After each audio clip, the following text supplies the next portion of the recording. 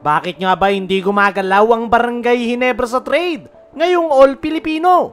Isang bagay na napaka-unusual para sa kupunan ni Coach Tim Cone.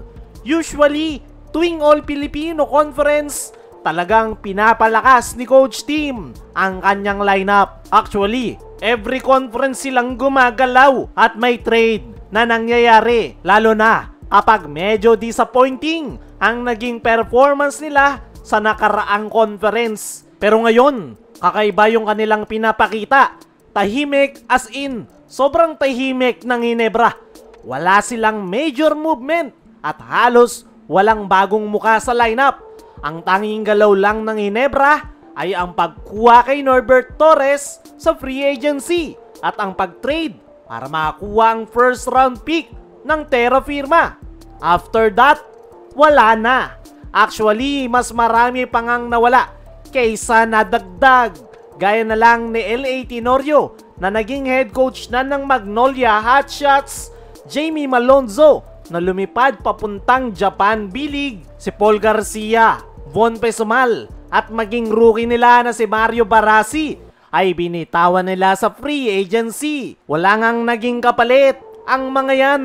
At syempre sila Maverick Ahanmisi at Aljon Mariano na na-trade kapalit ng first round pick na 2 taon pa bago nila mapakinabangan. Kaya nga nakakapanibago talaga ang sitwasyon ng Ginebra ngayon. Pero bakit nga ba tila ayaw gumalaw ng Ginebra sa trade? May 2 posibleng dahilan. Una, ayon sa mga insiders, ayaw ni Coach Tim Cone na may mawala pa sa kanyang kupunan. Knowing Coach Tim, he values team chemistry more than anything else. Para sa kanya, kung hindi solid ang chemistry, mahihirapan kang patakbuhin ang kanyang triangle system na matagal na niyang ginagamit. Pangalawa, wala ring nakikitang available player si Coach Tim na talaga namang makakatulong at susolusyon sa kanilang problema, particularly sa frontcourt position.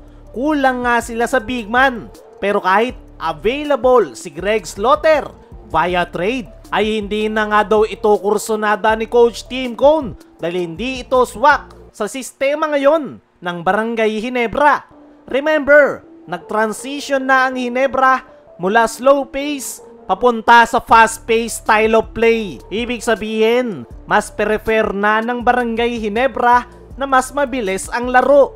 At base mismo sa naging pahayag ni Coach Tim Cone ay mas mapapaganda raw para sa PBA kung mapupunta si Greg Slaughter sa ibang kupunan. Hindi diretsang sinabi ni Coach Tim na hindi na ito fit sa kanyang sistema. Kung iisipin, praktikal lang si Coach Tim Cone ngayon. Ayaw niyang pilitin ng trade kung hindi rin naman makakatulong sa long-term structure ng Ginebra. Si Greg Slaughter nga lang yung available na big man via trade. Ang kaso hindi na siya kursunada ni Coach Tim Cone dahil mas gusto nito ng mas mabilis na bata na mapapakinabangan nila ng mas mahabang panahon. Pero isang bagay lang ang sigurado, sooner or later, gagalaw at gagalaw din ang Ginebra pagdating sa trade. Talagang nag-aantay lang sila ng tamang timing at opportunity at mas pinag-iisipan nga ngayon ni Coach Tim Cone ang trade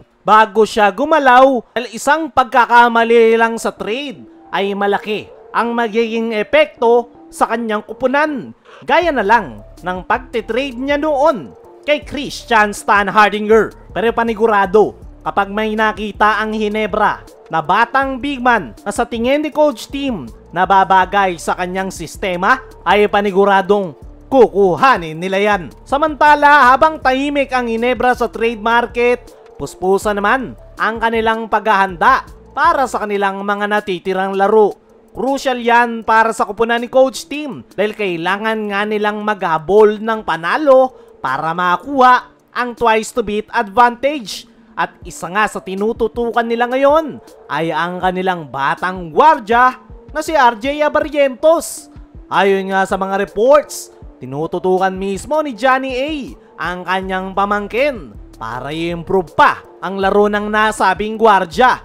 Day in and day out, tinuturuan daw ni Johnny A si RJ kung paano maging mas efficient guard sa ilalim ng sistema ni Coach Tim Cone. Hindi lang sa scoring, kundi pati na rin sa decision making, ball movement at leadership sa loob. Naniniwala ko mga chong na itong si RJ Abarrientos ang future ng Barangay Ginebra. Pero as of now, marami pa siyang kailangang matutunan dahil isa nga siya sa palaging sinisermonan ni Coach Tim Cone. Pero at the same time, believe si Coach Tim kay RJ dahil buo yung loob nito at hindi takot na magkamali. Kaya naman, para mas maging pulido pa si RJ, ay mismong si Johnny A na ang tumututok sa kanya para maituwid ang kanyang mga pagkakamali at para na rin mas maging matalino pa sa loob